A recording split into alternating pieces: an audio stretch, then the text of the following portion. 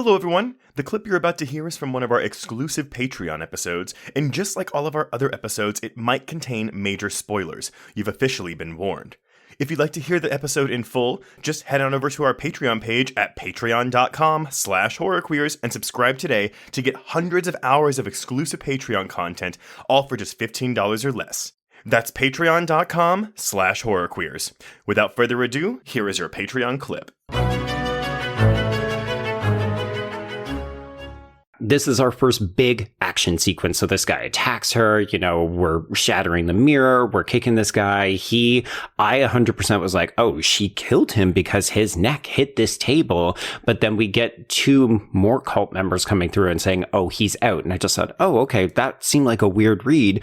And then, of course, after all this big battle, which we'll unpack a bit more in a moment, it's easy to come to the realization he's out could mean that he's actually dead because all of these people just reanimate. Exactly. And so I had no idea about this plot point walking into this movie, and I'm really glad that I didn't. But again, I'm going back to the whole, I wonder if they put it in the marketing, if it would have done better, but who knows?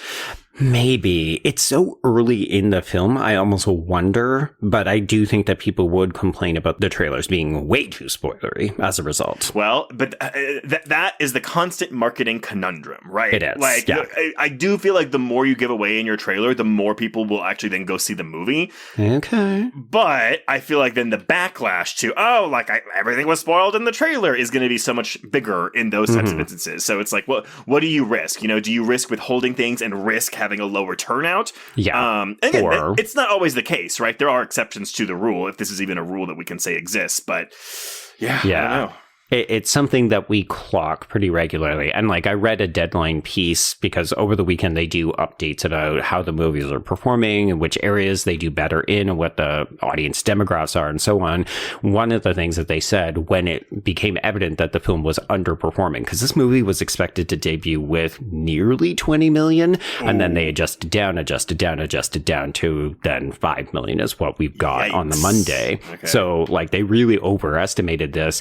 And one of the reasons that they were tracking the downward trajectory was because there was chatter online about people feeling like the trailer was too spoilery and people felt like the movie had been fully given away.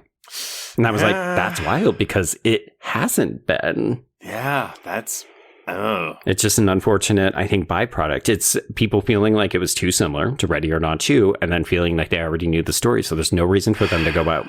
So then by that logic, then they should have revealed that people can resurrect themselves because then people would have realized that the deaths they were seeing in the trailer weren't permanent. Exactly. Yeah. Boy, but how do you adjust for that? Not knowing, right? I think that, again, how long have movies been a thing, right? There is no formula to this that has been nailed down. Yeah. There's absolutely formulas about how we make movies and how we market them. But also, they couldn't have known that Ready or Not was going to switch dates so many times and that they were going to get leapfrogged by it. There's no formula to guaranteed success. There we go. Oh my God. Could you imagine if somebody found that code? It's like, all the movies. To a certain extent, WB figured it out last summer because they got something like 8 #1 openings in a row. So that is true. Yeah. Anyway.